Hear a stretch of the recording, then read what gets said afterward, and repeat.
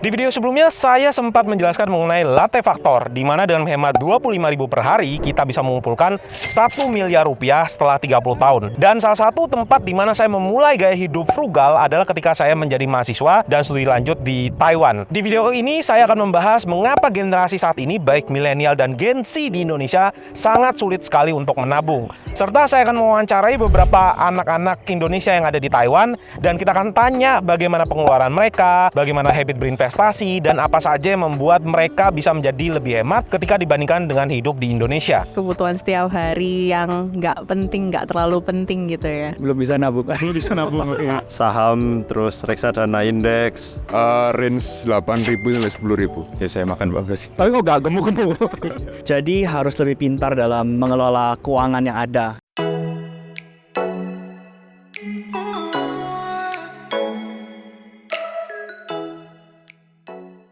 Sebuah survei pada tahun 2021 terhadap lebih dari 5.000 responden menyebutkan bahwa 56,6% dari Gen Z jarang atau bahkan tidak pernah mengalokasikan uangnya untuk ditabung. Hal ini diperparah lagi dan fakta bahwa separuh pengeluaran bulanan selama setahun terakhir itu lebih besar daripada pendapatan setahun. Dan bagi yang bisa menabung sekalipun, ternyata separuh responden menyatakan bahwa tabungan yang disimpan hanya cukup untuk 3 bulan ke depan. Dan salah satu alasannya adalah berkembangnya mentalitas you only live once. Banyak konten di sosial media yang menampilkan kegiatan yang menyenangkan, misalnya beli minum-minuman mahal, makan di restoran mewah, belanja barang-barang mahal, serta membuat anak muda merasa tertarik untuk menirunya. Toh hidup cuma sekali, uang masih bisa dicari, tapi experience tidak bisa dicari, itu kata mereka. Dan tentu saja ini sangat mengkhawatirkan ya, karena sandwich generation itu muncul karena generasi di atasnya tidak mampu menjaga hidup mereka, dan pada akhirnya merepotkan generasi yang hidup di bawahnya. Masa kita mau sih generasi alpha, generasi yang di bawah generasi Z, itu akan menjadi sandwich generation? Saya sempat studi lanjut S2 dan S3 di National Taiwan University of Science and Technology, dan selain pendidikan, salah satu hal terbaik yang saya dapatkan adalah melatih kebiasaan-kebiasaan baik di sini. Misalnya saja, ada perpustakaan di sini dan saya banyak membaca buku-buku terkait dengan investasi dan personal finance. Ataupun karena di sini kita hidup jauh dari orang tua, jauh dari lifestyle, jauh dari pergaulan teman-teman pada saat di Indonesia, dan hidup sebagai foreigner. Sebagai mahasiswa, saya mendapatkan scholarship sebesar 15.000 NT dollar per bulan. Atau kalau dikurskan sekarang, itu setara dengan 7,5 juta rupiah per bulan. Di sini saya belajar untuk bisa mencukupkan hidup dan bahkan masih bisa saving untuk investasi. Nah, sekarang saya akan coba wawancarai beberapa mahasiswa di sini dan kita akan tanyakan bagaimana pengeluaran sehari-hari mereka, lebih boros mana di sini atau di Indonesia, dan apakah mereka masih bisa berinvestasi.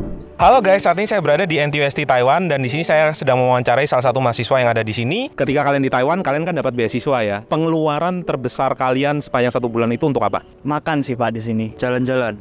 Biasanya sih untuk beli pakaian ya Pak ya. Paling besar mungkin kayak kebutuhan pokok ya, kayak makan mungkin. Soalnya di sini kayaknya makanan lumayan mahal gitu. Terkadang itu apalagi kalau sekarang ini winter ya, jaket gitu bisa sampai 2.000 gitu. 2.000 NT. 2.000 NT untuk satu jaket gitu. Kalau makan rata-rata berapa?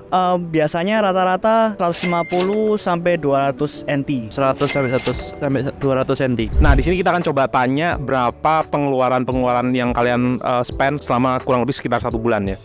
Pengeluaran total atau Saya 10.000 sampai 12.000 NT di. Kurang lebih 10 sampai 12.000. Pengeluaran total. pengeluaran total mungkin paling banyak 12.000 tadi. 10.000. Range 8.000 sampai 10.000. bisa sampai Sekitar 7.000 sampai 10.000 ya, depend. 7.000 sampai 10.000.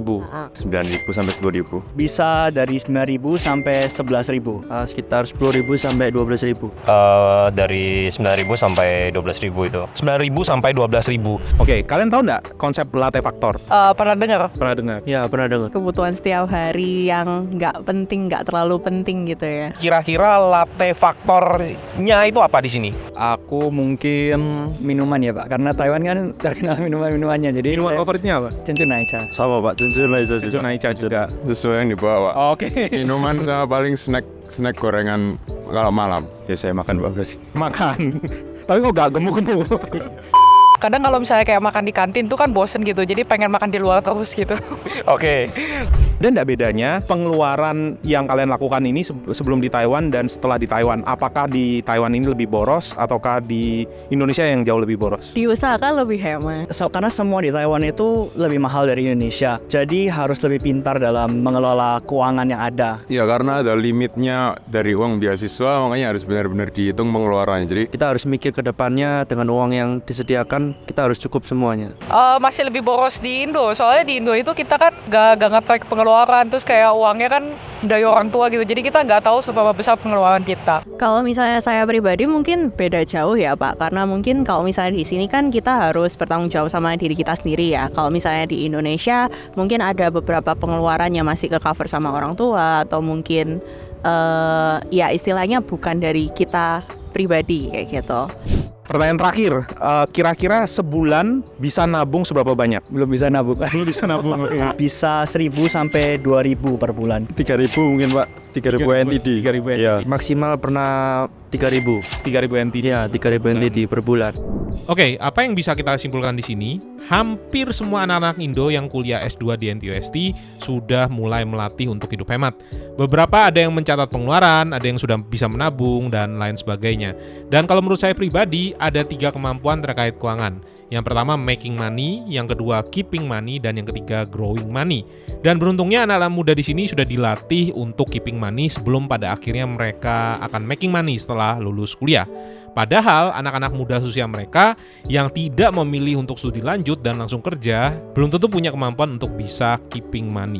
Making money is an action, tapi keeping money is a behavior. Sebanyak apapun uang yang bisa kita cari, kalau kita tidak pernah melatih kebiasaan untuk menyimpan uang, maka uang kita akan hilang.